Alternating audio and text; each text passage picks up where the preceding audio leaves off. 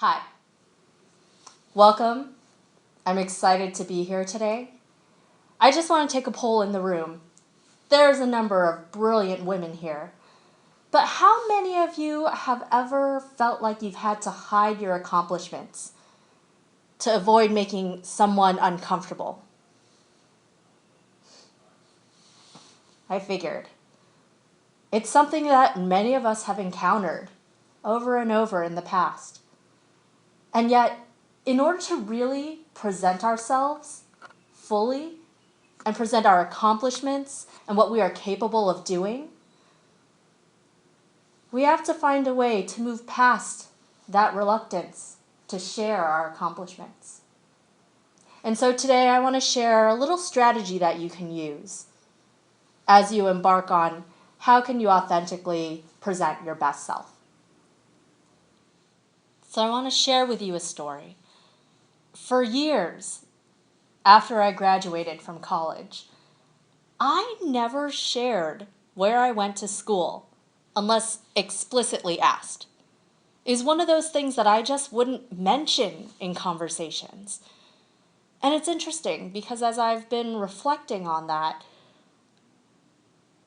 I tried to figure out why. Why was I reluctant to share that piece of information? What was it that I was afraid would happen? And it turns out I was afraid that someone wouldn't like me if I shared where I went to school.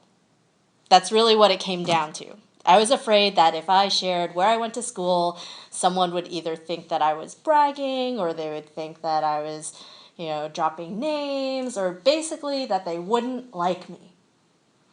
And so for years, I wouldn't share where I went to school or what I did professionally or how many years of experience I had.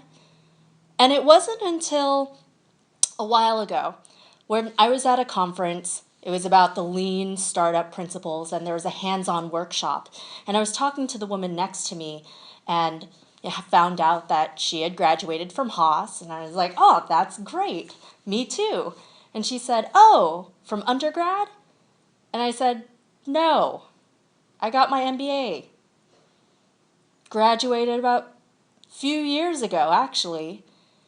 And what she said to me was, oh, wow, you look so young. It's something that I get a lot. Like, I get it. I'm about 5 feet tall, maybe 5'3" with my heels on. I have this condition called Asian face. Makes me look about 10 years younger than I actually am. And I realized in that moment, gosh, when people see me, they already think that I have less credibility and I'm less accomplished than I actually am, just by virtue of the way that I look.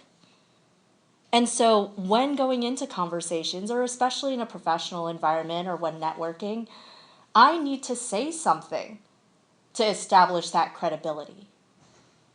Yet there was that piece of me that was still, afraid of saying, if I talk about where I went to school, my education, or how many years I've been in industry, someone might, get mad, might not like me.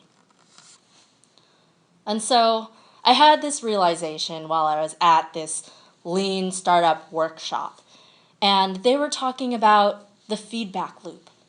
So basically, if you're not familiar with lean, one of the core principles is that you want to move through this learning loop as fast as possible. And really what you do is you form a hypothesis. You go out and test it. Gather the data, and then figure out what to do next. And so in the spirit of lean, I decided to create an experiment to really test this hypothesis that I had around how people would react if I talk about my accomplishments in a conversation without being explicitly asked. And so my hypothesis was this.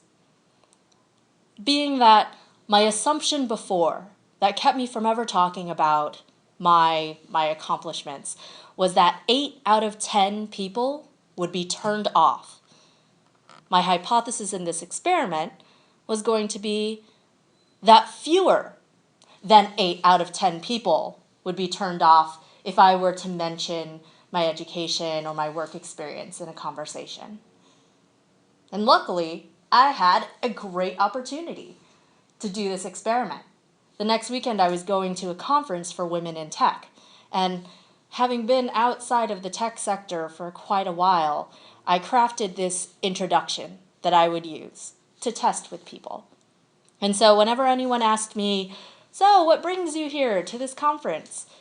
I would answer, even though I studied decision engineering at Stanford, the past 10 years of my career have led me away from tech. And so I'm really excited to just have an opportunity to geek out with other women in tech. So that was going to be my experiment. That was going to be the intro that I used to test the hypothesis less than 8 out of 10 people would be turned off if I were to mention my educational background and work experience in my introduction of myself. So I went to this conference, and in conversation, I tried this intro out. Checked to see, were people leaning in or were they leaning out after I did this intro? And it got to the point where I felt pretty validated by the feedback. It seemed like not as many people as I thought were turned off. And then there was a moment of truth. I was in one of the sessions leading a hands-on workshop about how to stop selling yourself short. And the women in the room had gotten into this debate around what is bragging? What is the definition? What is that line you don't want to cross? Is there any way to be able to present your accomplishments without bragging? And at that moment, I decided to out myself. I decided to disclose that I was running this experiment at the conference to get some point-blank feedback from a room full of women to see, would fewer than 8 out of 10 people in the room be turned off about how I was introducing myself? So I told them, this was the experiment I was running. Here's the intro that I crafted. How does that sound to you? Does it sound like I'm bragging? And you know what? Of the 20 women in the room, 19 of them said, no, of course not. That's just your past. That's the truth. You have every right to be able to say that stuff. If anything, it makes me want to learn more about you. And that was so validating for me. I had gone out, created this experiment, and the results were, no, 8 out of 10 people were not being turned off. Fewer than 1 out of 10 people were being turned off. But there was one woman in the room, and she was just like, excuse me. So why did you feel the need to name drop? And I froze. This is what I had feared for all of those years, being called out. Having someone say, that's not okay. You shouldn't be doing that. You shouldn't be sharing that. And you know what? Even though I told her in that moment, the reason why I've done this and crafted this intro is because for years, I thought that most people would be turned off if I talked about myself in that way, if I shared the truth about my background. And even though she said, well, you know what? Yeah, I don't like when people name drop. I don't like it. I feel like they're trying to present themselves and they have something that they're insecure about, and, it makes me think less of them. She told me this to my face in front of a room full of women who were in this session to learn about how to stop selling themselves short. And you know what? The biggest lesson that I learned from that experiment was not just that my fear, my assumption that most people would be turned off, was not true. My biggest lesson was that even though there was that one person who didn't like me, who thought less of me, who was a little offended, that I had spoken the truth about my background. Even though that one person existed, I learned that it's more important to me to present myself as I am than it is to please that one person. And so I encourage you all to think about, what are those things that keep you from presenting yourself and your accomplishments and the truth about who you are and the truth about what you are capable of? Dig into what those roadblocks are, and if they're fears, run an experiment.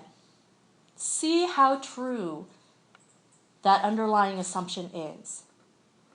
And after you go ahead and form that hypothesis, test it in an experiment, and observe the data, decide what you want to do with that data and whether those little roadblocks are more important than presenting your best self.